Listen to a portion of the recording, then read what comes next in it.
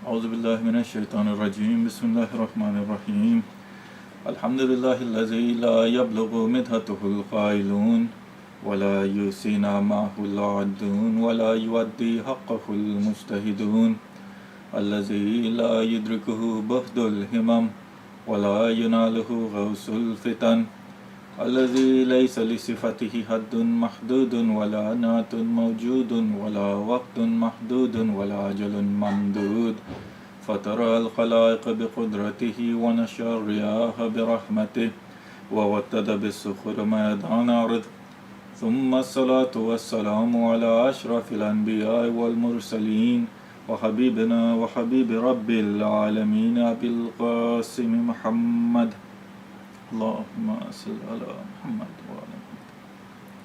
وعلى أهل بيته الطيبين الطاهرين واللعن على أدائهم أجمعين من أول يوم ظلمهم إلى قيام يوم الدين أما بعد فقال الله سبحانه وتعالى في كتابه المبين وقوله الحق بسم الله الرحمن الرحيم قل لا أسألكم عليه أجرا إلا المودة في القربى صدق الله العلي العظيم. Dear brothers and sisters, first and foremost, Eid Mubarak to everyone. Tonight is the wiladat of Imam Hasan alayhi salam, and inshallah this night and tomorrow night we will be speaking about this holy personality. But before we get started tonight, please can you all recite a Surah Fatiha for the marhumeen of the Sheikh brothers of Salman Mehdi, Irfan Mehdi and Imran Mehdi. Please recite a Surah Fatiha for all of their marhumeen. Bismillah ar-Rahman ar-Rahim.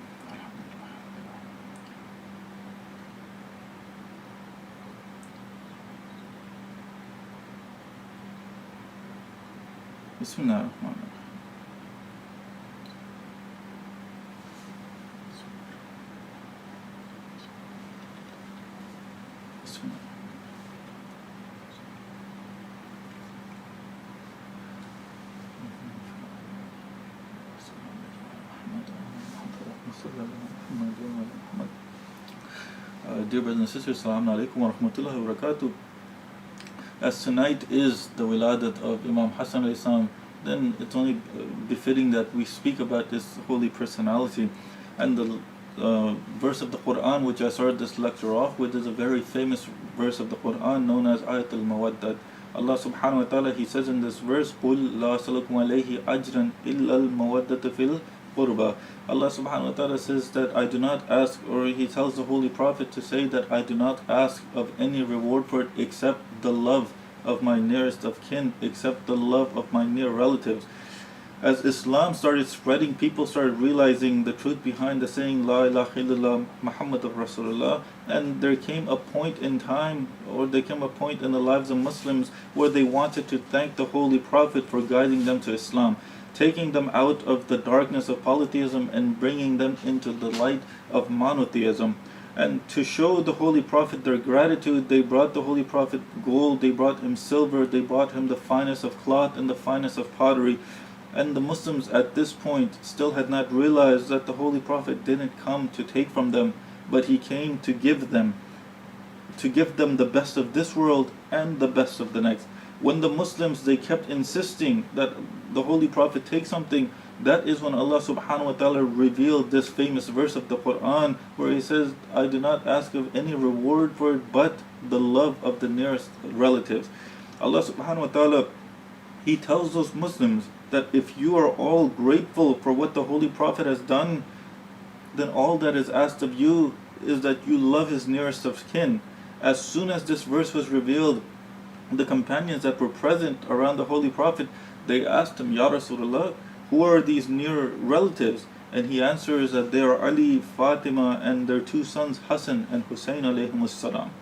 And as befitting tonight, the discussion of tonight's lecture will be about one of these personalities whose love is wajib upon all Muslims, and he is our second Imam, Imam Hasan alayhi salam. The holy personality who was born this day almost 1400 years ago is a personality who every Shia Muslim knows by name. They know who his parents were, they know who his brother and his sisters were, they know who his grandfather was and what they did for Islam. But when it comes to the life of Imam Hasan alayhi salam itself, sadly we do not know much about it. We know the life of his father Amir al-Mu'mineen alayhi salam, from Amir al-Mu'mineen's worship in the mihrab to his courage in the battlefield. We know about Imam Hussein alayhi salam and how he rose up against the tyrant of his time, how he rose up against Yazid lanatullah alayhi. We know about Lady Zainab salawatullah alayha and how she destroyed Yazid with her sermons. But how many of us know about the struggles that Imam Hasan alayhi salam went through and what he did for Islam? So tonight I want to talk about the life of this holy personality whose love is wajib upon all of us, who is 1/5 of Ayatul Tathir, 1/2 of the masters of the youths of paradise, and the second Nurul ala Nur referred to in Ayatul Nur, and one of the sons referred to in Ayatul Mubahila. This night, let's dedicate this night for our second Imam, Imam Hasan alayhi salam. To begin with, Imam Hasan alayhi salam, he was born 15th of Ramadan in the 2nd or 3rd year after Hijrah. After the Holy Prophet, he had migrated from Mecca to Medina.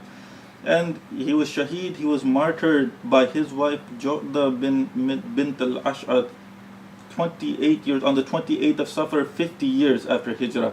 His imamat lasted for 10 years, as his father Amir al-Mu'mineen was martyred 40 years after Hijrah. Imam Hasan his imamat, meaning Zahir imamat, lasted for 10 years.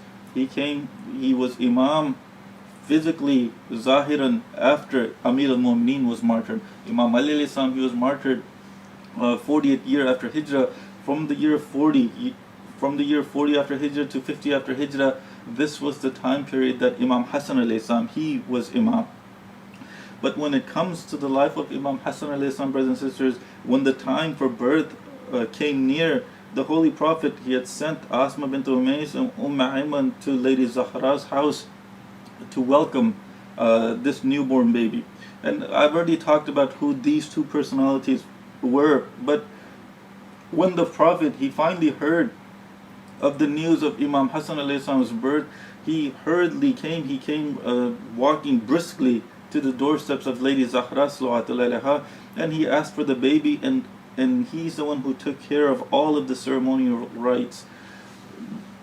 When you look at the narrations about the way that the Holy Prophet, he walked towards Lady Zahra salawatullahi alayha's house during the birth of Imam Hasan, and you compare to the way the Holy Prophet went to Lady Zahra's house during the birth of Imam Hussein, there was a difference in the way the Holy Prophet went there. When it comes to Imam Hasan alayhi salam, the narrations state that the Holy Prophet, he walked briskly, or he walked at a fast pace to reach Lady Zahra salawatullahi alayha's house. And when it comes to Imam Hussein alayhi salam's birth, the narrations state that the Holy Prophet, he was walking with a heavy heart. He was walking very slowly. He was walking peacefully to the doorsteps of Lady Zahra salawatullahi alayha. And maybe it has to do with what Imam Hussein alayhi salam was going to go through in his lifetime. But according to Tariq Khamis, the Holy Prophet read the azan in his right ear and the aqama in his left ear. Then the Holy Prophet asked Amir al-Mu'mineen, Ya Ali, have you named this son? And Imam Ali he replies, Ya Rasulullah, this was the first baby that was coming into the life of Amir al-Mu'mineen and Lady Zahra sallallahu alaihi. So the Holy Prophet, he asked, Ya Ali, have you named this baby? And Amir al-Mu'mineen, he said, Ya Rasulullah, I would never even imagine to name this child before the Prophet of God. Meaning I would never even imagine to name this child before you name him. And the Holy Prophet, he says, Ya Ali, I would never imagine to name him before Allah subhanahu wa ta'ala names him. And at that moment, the narration states that Jibreel, he came down, he greeted the Holy Prophet, and he says to him, Ya Rasulullah, I come with a message from your Lord, and he says that Ali is to you as Harun was to Musa alayhi salam, except that there is no prophet after you. Therefore name this son of yours the name of Harun's son. So the Holy Prophet asked Jibreel, what was the name of Harun's son? And Jibreel, he says the name of Harun's son was Shabbat. The Holy Prophet, he says, Jibreel, our language, the language that we speak, is Arabic. So Jibreel, he says, Ya Rasulullah, that name would translate into Arabic into Al-Hasan. Name this child Hasan. So accordingly, the Holy Prophet ﷺ, he did just that. It wasn't Amir al-Mu'mineen who named Imam Hassan. It wasn't Lady Zahra who named him Imam Hassan. It wasn't the Holy Prophet who named him Imam Hassan. It was Allah subhanahu wa ta'ala himself who named this personality, who gave this personality a name. The fact that Allah subhanahu wa ta'ala himself named Imam Hassan tells you the status of Imam Hassan in the eyes of Allah subhanahu wa ta'ala. And when we come to what the Muslims, or how the Muslims treated this personality, it leaves you wondering, what were they thinking, what were they doing? When Allah subhanahu wa ta'ala himself has named, Allah subhanahu wa ta'ala named all of these Ahlul Bayt himself. When you look at narrations, these Ahlul Bayt, they were in existence before this whole universe was even created. They were in the existence in the form of light. What is happening now that this world, this physical world has been created, those lights, they're descending down to this physical world. And that's all that's happening. So Imam Hassan alayhi salam, he was named by Allah subhanahu wa ta'ala himself. So what happens, the Holy Prophet, he does exactly that. He names him Imam Hassan. Just like his father, Imam Hassan alayhi salam, was named by Allah subhanahu wa ta'ala. And after the naming ceremony, the Holy Prophet, he finished all the other birth ceremonies as well, like the aqiqah and the shaving of the hair. And it is, but brothers and sisters, it's a known fact today that the parents' behavior and manners have a great effect on the child. If the people around the child are rude, they're oppressive, and they're unjust, the child will pick up those character traits from the people that he's around or she's around. But if the people around this child are well-mannered, they're kind and just, then the child, he or she will pick up these character traits from the people that are around them. Depending on what kind of manners or what kind of characteristics the people that are around this child have, this child will pick up these types of character traits. Science today is barely catching up to the truths that these holy personalities had said existed 1400 years ago. Our religion has everything required for a family to thrive as a single family unit or as part of a society. So when we have these types of personalities within our own religion, we should learn from these personalities of how to live. How many parents are there that don't care or don't realize that a child is in front of them and starts arguing? Parents. It might even come to a point of blows. The parents are yelling at each other because of an argument. They don't even realize that the child is there. They don't realize that the images are instilled with the child as he grows up, and these images, they affect his development. And since we're talking about Imam Hassan alayhi salam, it's only befitting that I speak to the fathers. Why? Because the sons, they look up to the fathers as role models. If the father exhibits noble character traits, so too will the sons. But if he exhibits poor character traits, then the sons will pick up on those poor character traits. And having said that, all the vital elements that were available to Imam Hassan alayhi salam during his childhood were nothing but good. The Prophet ﷺ, he took care of educating his grandson and gave him the noble qualities.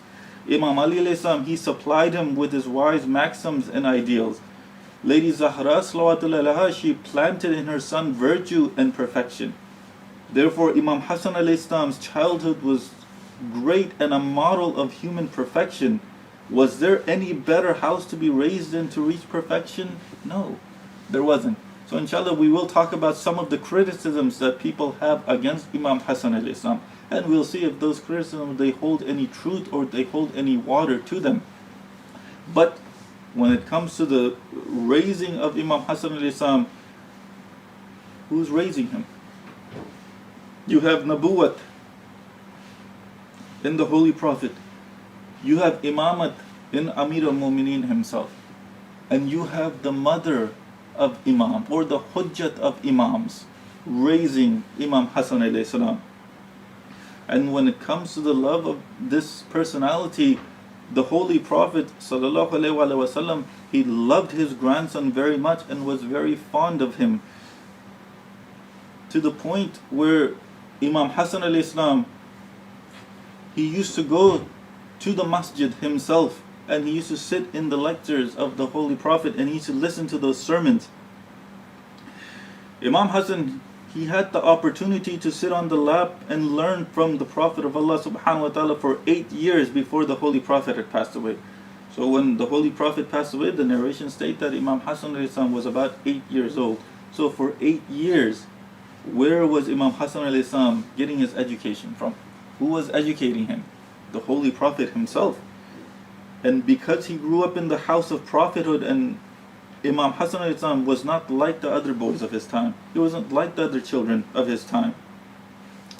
He was more religious, and he was good. He was God-fearing, not like the other children of his time. Even today, you'll see that elders will see within families, you know what, this person is more religious than other people. This person is more religious than my kids, for example.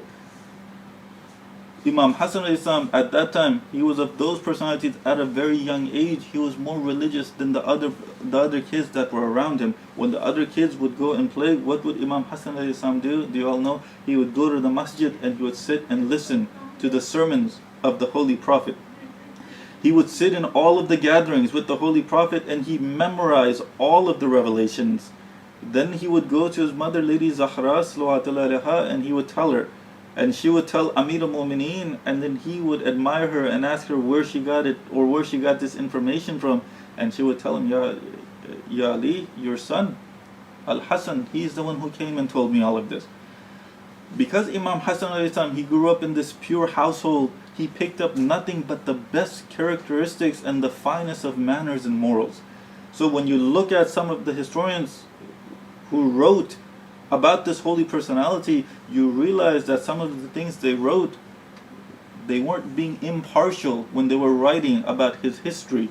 For example, to this day, the majority of Muslims, they believe that Imam Hasan was a habitual divorcer, meaning that he divorced often. He would marry a woman, he would divorce her. He would marry a woman, he would divorce her. Some historians have wrote up to 70 women, some 90 women, some 250 women, some 300 women. And the ones who accept these traditions say, one, it was okay for him to do so because the Holy Prophet had many wives. These are the reasons that they give. The Holy Prophet had many wives, okay, he had many wives, but did the Holy Prophet divorce? Second, they say Imam Hasan, he had greater libido than the other men, so he married many times. These are the two reasons that they give. But what is the reply that our ulama give in return? The first reply is that Imam Hasan, he's the master of the youth of paradise, and among the people whose infallibility and purity the Quran itself has mentioned. In the verse of Tathir, in the verse of purification, if you ask any Muslim, is Imam Hasan also included in this? Any Muslim, except the Wahhabis. The Wahhabis, they say no, this verse only relates to the wives of the Prophet. But the mainstream Sunnis, if you ask them, is Imam Hasan included in this verse of Tathir? They'll say yes. They might say that the wives are also included, but they'll also say that Hasan and Hussein alayhim as-salam, they're also included in this verse of Tathir. But our ulama, they say that these personalities, they were infallible, infallibility in thought and practice. He was free from committing not only sinful acts, but also undesirable acts.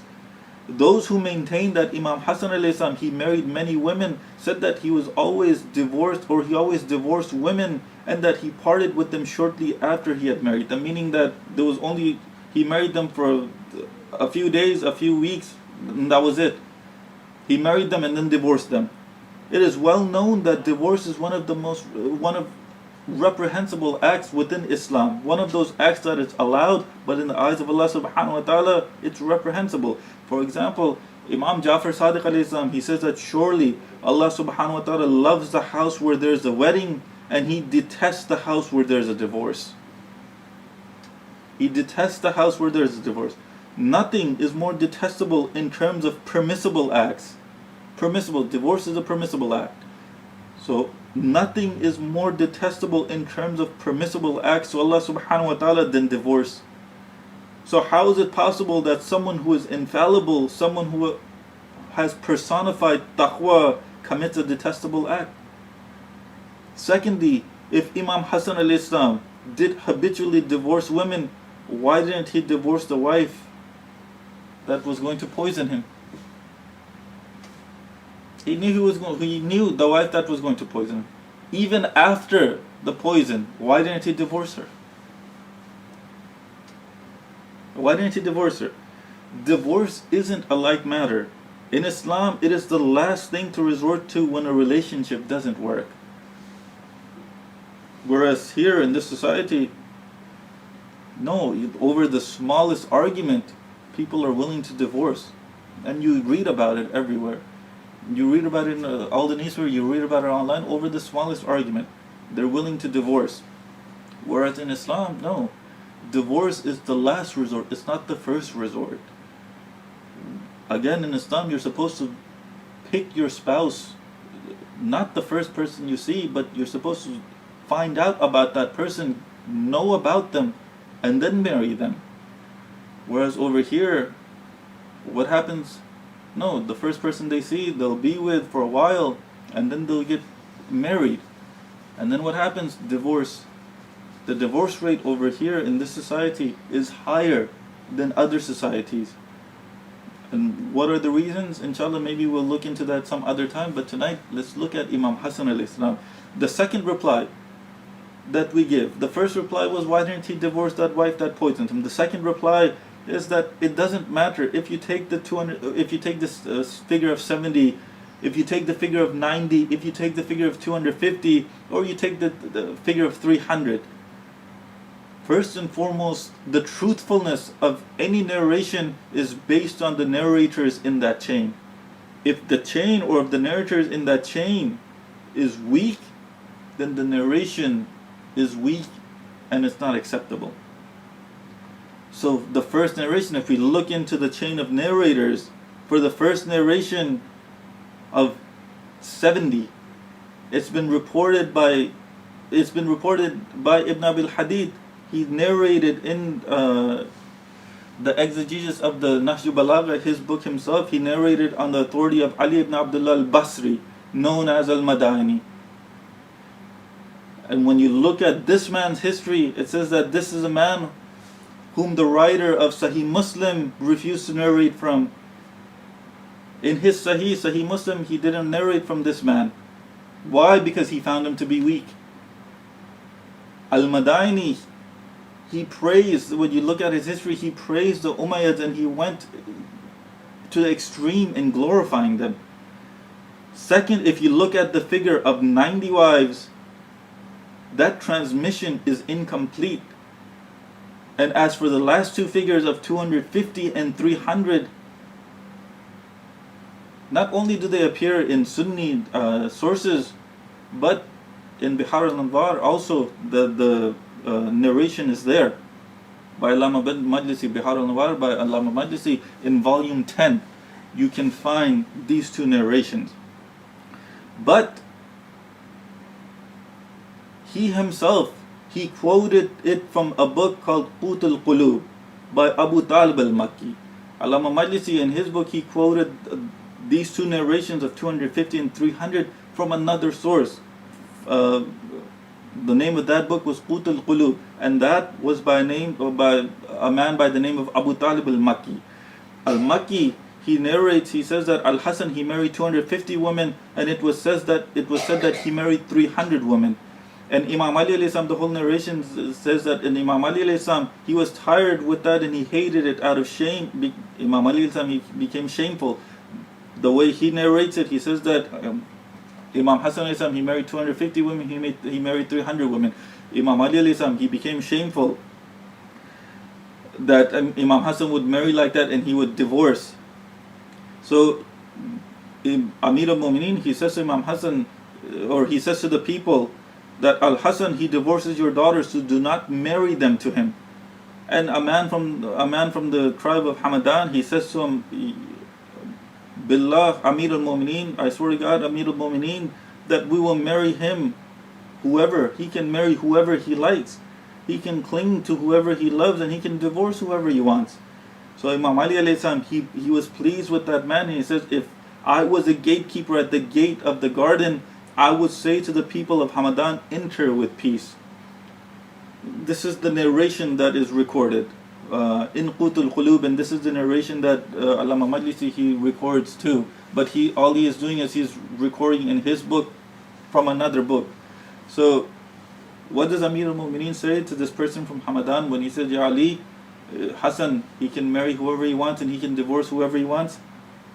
Amir al-Mu'mineen was happy with the reply, and he says, if I was a gatekeeper in the garden, I would tell the people of Hamadan to enter the garden with peace. This narration itself, our ulama, they say that this narration is rejected in two ways. One is that in Abu Talib al-Makki's biography, it is said that he suffered from hysteria. It says that he went to Baghdad to preach, and the people of Baghdad, they surrounded him, but they came to know that there was delirium in his speech. So they left him and they turned away from him, they left him alone. And among those things, or amongst the sayings that he used to go around saying, was that he used to say that there's nothing more harmful to the creatures than the Creator. According to the Holy Prophet, Allah subhanahu wa ta'ala loves His creatures more than a mother loves his children, or more than a mother loves her children. And yet this man, he said there's nothing more harmful to the creatures than the Creator. Secondly, just looking at the narration itself, on the pulpit, Imam Ali alayhi salam, he prohibited people from marrying their daughters to Imam Hasan alayhi salam. Meaning that Imam Ali alayhi salam, he went out in public and he told the people from the pulpit that do not marry your women to Imam Hasan alayhi salam. This means that Imam Ali alayhi salam had either already forbidden Imam Hasan alayhi salam from this act, and Imam Hasan alayhi salam did not obey his father, for which Imam Ali alayhi salam then went and he was forced to go on the minbar openly and prohibit the people from marrying their daughters to him. Or no, Imam Ali alayhi salam, he forbade him from this action for the first time from the minbar without making Imam Hasan alayhi salam know that he had detested this act. Meaning, there's only two scenarios here. Either one, Imam Ali alayhi salam, he had told Imam Hasan alayhi salam not to commit this act, not to marry and divorce, and Imam Hasan alayhi salam did not listen to his father, which is the reason that Imam Ali alayhi salam, he went to the minbar and he said this, or he said what he said. Or two, no, Imam Ali alayhi salam had not spoken to Imam Hasan alayhi salam. What did Imam Ali do? He went to the minbar directly and he told the people not to marry their daughters to Imam Hasan alayhi salam. These are the two options, or these are the two scenarios for this hadith. If you say that Imam Hasan alayhi, or if you say that Imam Ali alayhi salam told Imam Hasan and Imam Hasan didn't listen to his father, it would be against the status given to Imam Hasan alayhi salam by Allah subhanahu wa ta'ala in the Quran. What does Allah subhanahu wa ta'ala say in the Quran? We'll get to that. What does Allah subhanahu wa ta'ala say in the Quran? وَقَضَى رَبُّكَ لَا تَعْبُدُ إِلَّا إِيَّهُ وَبِالْوَالِدَيْنِ إِحْسَانًا. And your Lord has commanded that you shall not worship anyone but Him, and that you do goodness to your parents. Imam Hasan alayhi salam was amongst Ahlul Bayt, from whom Allah subhanahu wa ta'ala had driven uncleanliness away from. Every type of uncleanliness. If Imam Ali alayhi salam had told Imam Hasan to stop and he did not stop, is this not considered being disobedient to your parents? Disobedience is a type of spiritual ritz. Disobedience to parents. When Allah subhanahu wa ta'ala has already said that this personality, rich or all types of uncleanliness have been kept away from this personality, then how is it possible that now, 20, 30 years after this verse of the Quran was revealed to the Holy Prophet, now 20, 30 years later, Imam Hasan alayhi salam, he has uncleanliness? No. You have to remember that someone that is disobedient to their parents has not done goodness to them, as Allah subhanahu wa ta'ala tells us in this verse of the Quran. Secondly, disobedience to parents is a type of spiritual uncleanliness. So it's not possible for one of these personalities of Al-Tawheed to disobey Allah subhanahu wa ta'ala. That's the first possibility. As for the second possibility, that Imam Ali alayhi salam went and told the people without telling Imam Hasan alayhi salam first, this itself is false. Why? If you and I detest something our kids did, would we tell them to stop before telling others about their deed, or no, would we tell others first? Our kids, they're doing something and we don't like that they're doing it. The first thing we would do is we would tell them to stop. We wouldn't go and tell everyone else about what our kids are doing. No, the first thing we would do is we tell the kids to stop doing what they're doing. If we don't like this certain act that they're doing, we tell them to refrain from that act. If Imam Ali alayhi salam, he had to make his son know that he had detested and hated what Imam Hasan alayhi salam was doing before telling the public, he had to have told Imam Hasan alayhi salam. And then we come back to the first rebuttal. If he told Imam Hasan alayhi salam and he didn't stop, then that means that he disobeyed Amir al-Mu'minin alayhi salam. He disobeyed his parents. In the end, the narration that says that Imam Hasan alayhi salam married and divorced many times, or the people that say that they've relied on either a weak narrator, an incomplete narration, or the words of an insane person. You have 3 types of narrations coming from 3 types of people. That's it. 1. 2. The second misconception that a majority of Muslims have about Imam Hasan alayhi salam is that they claim that he sympathized with Uthman. For example, Dr. Taha Hussein, he's claimed that he was Uthmani, nauzubillah, in inclination, meaning that he harbored deep friendship and deep love and loyalty to Uthman, and that he showed great sorrow at his death. He says that Al-Hasan did not separate himself from his sorrow of Uthman. He goes on to say that narrators have reported Ali alayhi salam, he passed by his son while he was performing wuzu, and he says so, meaning Imam Ali alayhi salam, he passed by and he sees that Imam Hasan alayhi salam, he's performing wuzu. And what does Imam Hasan alayhi salam say? Imam Hasan alayhi salam, or Imam Ali alayhi salam, he says to Imam Hasan alayhi salam, "Oh Hasan, do your wuzu properly, perform the wuzu properly." So Al-Hasan, he answers with bitterness to Imam Ali, and he says, "Yesterday you killed the man who properly performed wuzu." And Ali says nothing and left it at that. He says to Imam Hasan, "May Allah subhanahu wa ta'ala prolong your sadness over Usman." This is the narration. This narration is rejected also in 2 ways.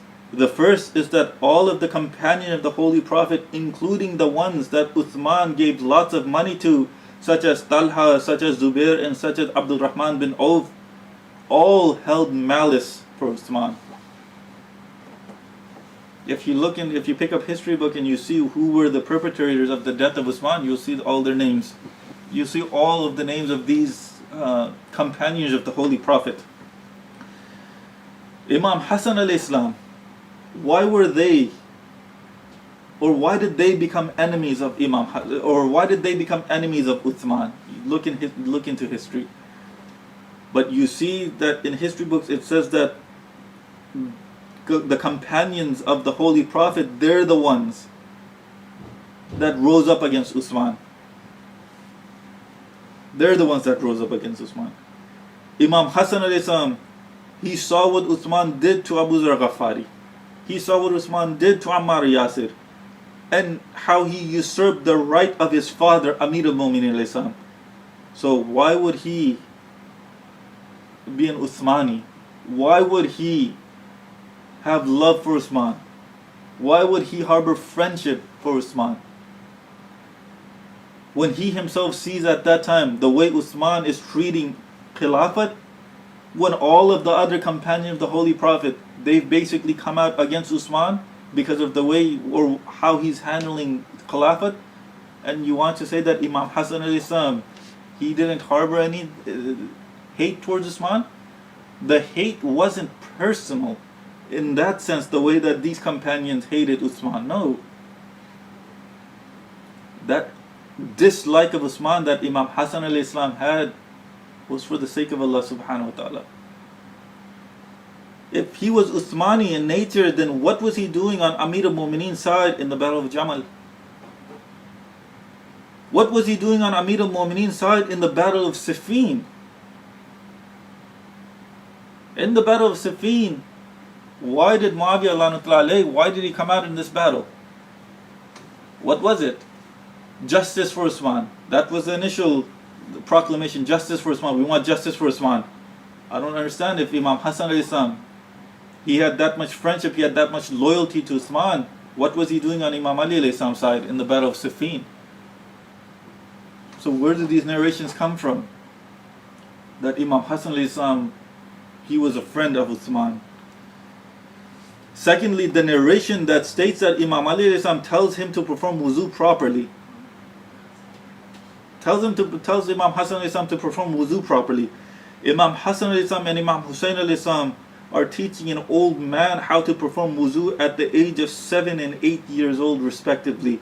Then you want me to believe that when Imam Hasan al-Islam he becomes an adult, he forgets how to do wuzu?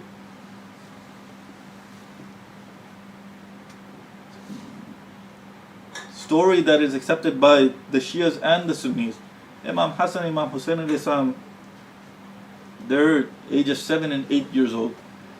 They see that there's an old man, he's performing wuzu, but he's performing wuzu properly. But he's an old man now, he's an elderly gentleman. They want to tell this elderly gentleman, they want to tell this old man how to perform wuzu properly, but at the same time they don't want to hurt his feelings. So what did they do? They go to this old man and they ask him, can you judge which one of us is doing wuzu properly? And the old man, he looks at both of them and he says, I understand. You both of you are doing wuzu properly. It's me that is doing my wuzu improperly. So when at the age of 7 and 8 years old, these two personalities are teaching elders how to do wuzu properly, now when Imam Hasan al-Islam, he's an adult, you expect me to believe that he didn't know how to do wuzu properly and Amir al-Mu'mineen needs to tell him how to do wuzu properly? Imam Hasan al-Islam, if you want to know how he did Amr bil Ma'ruf, you see that one day Imam Hasan, Imam Hussein, they were walking by and they noticed, this was the time that they noticed at the age of 7 or 8. But there was another time, they were going on their journey to Mecca for Hajj. What happens on this journey? They get tired. When they get tired, they come to a place where there's an elderly lady who's living. And they ask that elderly lady for something to drink. The elderly lady, she says that, look, all I have is this goat here. If you want, you can slaughter the goat and have it for food. Imam Hasan, Imam Hussein al-Islam, they're there and they slaughter the goat. They eat and they leave. But before they leave, they tell her that we've come from Medina. If you ever come to Medina and if you ever need anything, please find us and we will give you everything that you want. So they leave, they go to Hajj, they do their Hajj and then they go back. What had happened was that in that same time there was a drought. This lady, she lived between Mecca and Medina. The man of the house, he comes back and he sees that they only had one goat. He sees that the goat isn't there, and he says, "What happened?" And she tells him that these gentlemen came. They were hungry. I told them to cut this goat, slaughter the goat, and eat the meat. And he gets mad at his wife. He said, "That was our only livelihood. Now even that is gone. What are we going to do now?" So he gets mad at her. And then what happened was, there was a drought, and because of that drought, when they couldn't get anything outside, they ended up coming to Medina. And when they came to Medina, there was no work. This elderly man and this elderly woman, what were they doing out on the street? They were cleaning the street. They were picking up dung from the street. When they were picking this up, Imam Hasan alayhi salam, he sees that elderly woman, and he asks, "Do you remember who I am?" And she says, "No, a year has passed now, almost a year has passed now." And she says, "No, I forgot, I don't know who you are." And he says, "Do you remember that time we came and we said that we were going to Hajj? We stopped by and you gave us you told us to slaughter the goat?" And she says, "Yes, I remember." And Imam Hasan, "Now I remember." Imam Hasan says, "Well, what happened? What are you doing?" And she says that after that there was a drought, and because of that drought, me and my husband have come here and we've taken shelter here in Medina, and we don't have anything now. And Imam Hasan alayhi salam, he says, "Come to my house is over there, you come to my house." So Imam Hasan alayhi salam, he goes first. When he goes inside, the lady, she comes to the house, and Imam Hasan alayhi salam, he gives her gold dinars. He gives her about 1,500 to 3,000 dinars, and he tells her that this is from me, and he gives her goats. He tells her, "All of this is from me. Now I want you to go to my brother and tell him the same thing." The servant of Imam Hasan takes them, and they go to Imam Hussein alayhi salam, and Imam Hussein alayhi salam, he asks, "What did my brother give you?" And this lady, she says, "He gave me this much dinar and he gave me these much goats." Imam Hussein alayhi salam, he gave the lady the exact same number of dinars and the exact same number of goats. This was the characteristic of Imam Hasan alayhi salam, brothers and sisters. He made sure that he never forgot anyone that had helped him. Anyone that did one kindness to him, he made sure to never forget. And he paid them back more than what they could even imagine. Not only does he give her more than what they took, but he tells her to go to his brother and get from him also.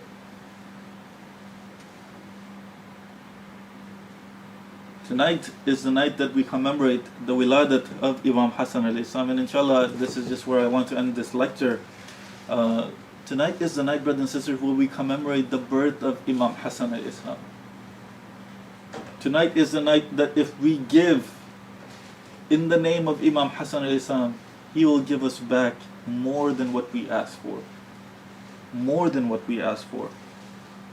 This was Imam Hasan. وَإِنَّكَ لَلَا خُلُقِ الْعَظِيمِ, the Holy Prophet, and you have been created on sublime morality.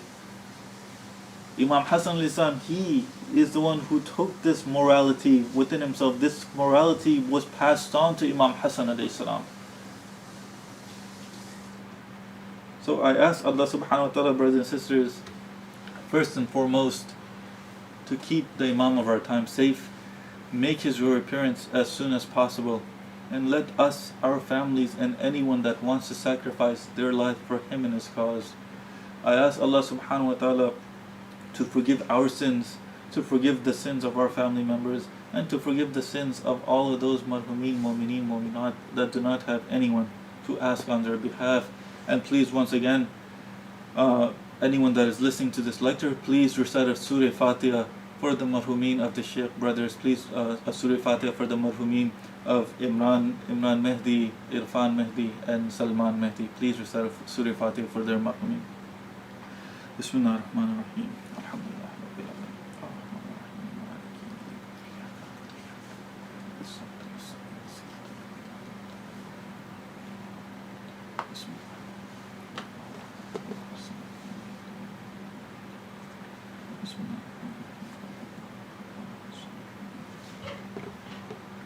Bismillah.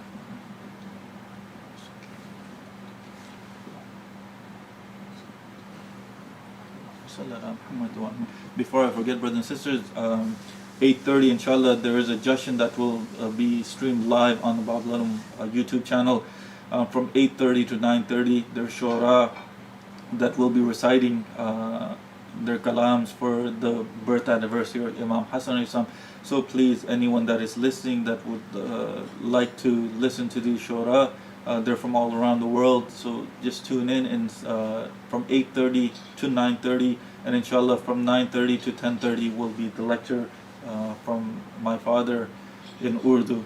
Walhamdulillahi Rabbil Alameen, and inshallah, brothers and sisters, I will see you again tomorrow.